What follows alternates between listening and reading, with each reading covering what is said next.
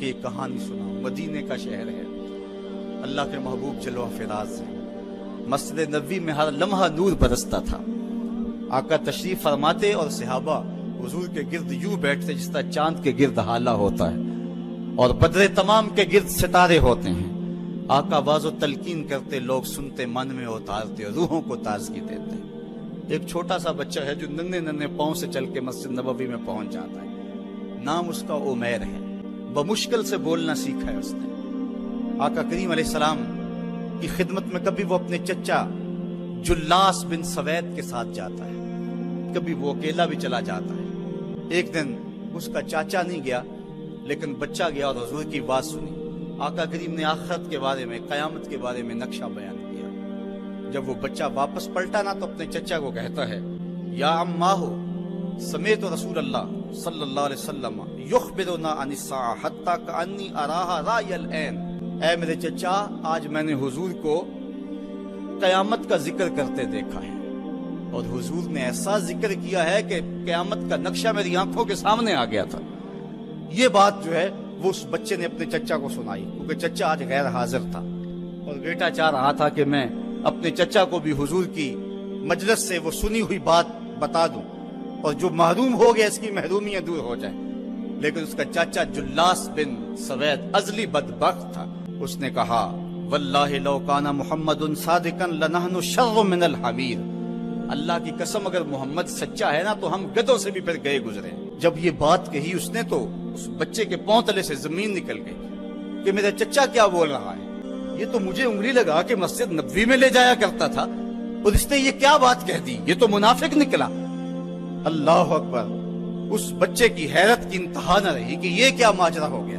اس بچے نے جو لفظ کہا اب سنیے، اس نے کہا، یا امی، اے میرے چچا، واللہ انکا کنت من احب الناس الی قلبی۔ اللہ کی قسم میرے دل کو سب سے اچھا اگر کوئی لگتا تھا بندہ تو وہ تو تھا۔ میں تیرے سے پیار کرتا تھا اس لیے کہ تو مجھے انگلی سے لگا کے حضور کی چوکھٹ پہ لے جایا کرتا تھا، مجھے اس لیے تو پسند تھا، مجھے کائنات میں سب سے محبوب تو تھا۔ واللہ لقد اصبحت الان ابغضهم الی قلبی جمیعا۔ اور اب میری حالت یہ ہے جتنا برا تو لگتا ہے واللہ مجھے کوئی بھی نہیں لگتا۔ یا امی انا بین الاثنتین۔ چچا جی اب میں ایسے دو راہ پہ کھڑا ہو گیا ہوں، دو راستے جاتے ہیں۔ ایک راستہ تو میرے لیے یہ ہے، اما ان اخون اللہ و رسولہ فلا اخبر الرسول۔ ایک راستہ تو یہ ہے کہ میں اللہ اور اس کے رسول سے خیانت کروں اور جو تیری بات ہے وہ رسول اللہ کو نہ بتاؤں۔ ایک تو یہ راستہ ہے کہ میں حضور سے خیانت کروں، اللہ سے بھی خیانت کروں، اور جو تو نے کہا ہے، جو تو نے بدتمیزی کی ہے، میں وہ بات حضور کو نہ بتاؤں۔ وَإِمَّا أَنْ أُخْبِرَ الرَّسُولَ وَلِيَكُمْ مَا يَكُونَ۔ اور دوسرا راستہ میرے پاس یہ ہے کہ جو تو نے کہا ہے میں جا کے حضور کو بتاؤں، پھر جو ہو سو ہو۔ بس اب میرے پاس دو ہی راستے ہیں۔ فقال جلاس بن سوید، اس کے چچا جلاس بن سوید نے کہا، انت طفل غض لا يصدقك الناس فقل ما شئت۔ تو نا سمجھ سا بچہ ہے، چھوٹا سا بچہ ہے، تیری بات کس نے ماننی ہے، جا جو جی چاہتا ہے کہہ لے۔ وہ بچہ اٹھا اور حضور کی مجلس میں پہنچ گیا، حضور کی چوکھٹ پہ حاضر ہوا، اور وہ بچہ کیا کہتا ہے، وہ کیا کہتا ہے، یا رسول اللہ صلی اللہ علیہ وسلم، الجلاس بن سوید خان اللہ و رسولہ۔ حضور جلاس بن سوید نے اللہ اور اس کے رسول سے خیانت کی ہے، وہو امی، اور میرا چچا لگتا ہے۔ اگلے لفظ سنیے، وقد تبرأت الی اللہ ثم الیک منہ۔ حضور میں پہلے اللہ کے حضور پھر آپ کے حضور اس سے بیزاری کا اعلان کرتا ہوں۔ حضور میرا اس سے کوئی تعلق نہیں ہے، میرا اس سے کوئی واسطہ نہیں ہے۔ میں اللہ سے بھی کہتا ہوں میرے مالک، میرا چچا سے کوئی تعلق نہیں ہے چونکہ وہ تیرے محمد کا دشمن ہے۔ حضور میں آپ سے بھی کہتا ہوں کہ میرا میرے چچا سے کوئی تعلق نہیں ہے چونکہ وہ آپ کا دشمن ہے۔ قالا وماذا قال۔